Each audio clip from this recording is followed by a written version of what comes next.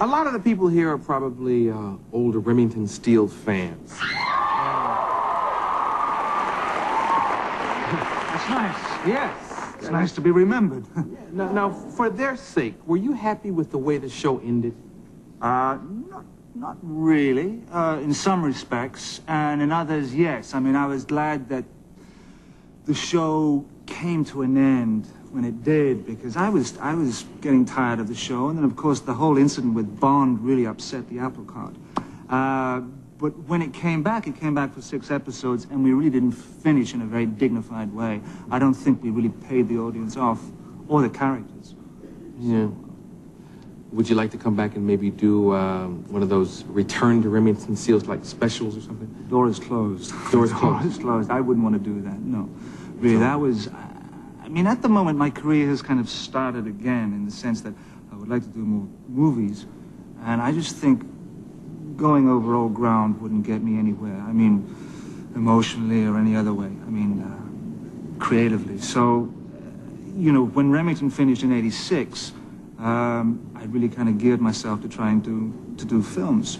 I mean, not turning my back on TV, because I think TV is a very important and relevant medium, but only because I haven't done enough films, and I would like to do more films. Yeah. So, you know, TV, there's so much... You have more freedom in films, you know. I figured maybe you might want to go back and kind of work that relationship with Stephanie one more time, you know? One more time? You know? As a matter of fact, you know what's interesting? the same writer, Glenn... Well, Glenn Cowan. Karen, I mean, went on to kind of develop the relationship between Bruce Willis... Bruce and Sybil. And Sybil, Well, yes, I mean, Glenn worked on Remington Steele, and he wasn't really kind of... He was very unhappy about the way it was going, and he wanted to throw the whole deck of cards up in the air and see... I mean, he wanted to get us in the sack, and he wanted to kind of really shake the relationship up. Now, the people who created it didn't want to do that, and, you know, he just said, okay, well, I'm going to go off and do my own thing, and he went off and created Moonlighting, which was, you know, like an obstreperous child. It was the kind of this adolescent, which was... It was a wonderful show, but there were elements of Remington there. I mean, the overlapping and the talking and all that kind of bickering. Yeah. But, you know, I just don't think the audience was really kind of fulfilled in the end result of Remington. But, you know, it happened the way it happened, and, you know, you forget about it. Where's Stephanie now? Where's she? I have no idea. You all don't keep in touch? We don't, you know, we never really kind of... We were never bosom buddies. I mean, it was a very kind of professional relationship. When we got on the floor, we did the scenes, but Stephanie went her way, and I went my way.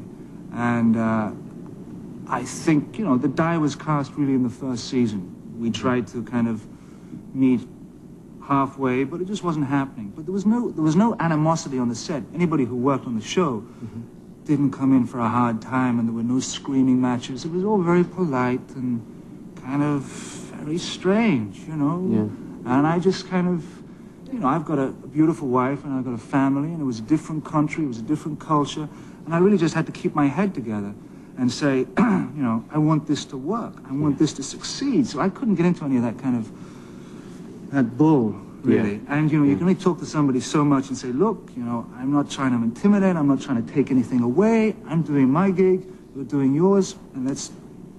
But, you know, certain things happen, so in the end, I just went on, you know. She was a wonderful co-star, fun to work off of, but how is she in comparison to Elizabeth Taylor? Did you get that? Oh, yeah. Did you get that? Oh, yeah. What he's talking about, folks, is Brosnan's first time on film, on celluloid. Up until this point, I'd been doing a lot of theater, and my agent rang me up and he said, I've got you a part in a movie. It's only one day, but it's in a film called The Mirror Cracked with Elizabeth Taylor. And this, it was actually, I was so G'd up about all this that I was late for work. Because it was the same things that happened. The clocks went forward, and I went down to the station. I'm waiting there, and I'm going to go to work with Elizabeth Taylor. And the next thing, my wife comes steaming down the platform in her nightdress saying, you're late, you're late. I said, what do you mean I'm late? She said, you're late, the clocks, the clocks.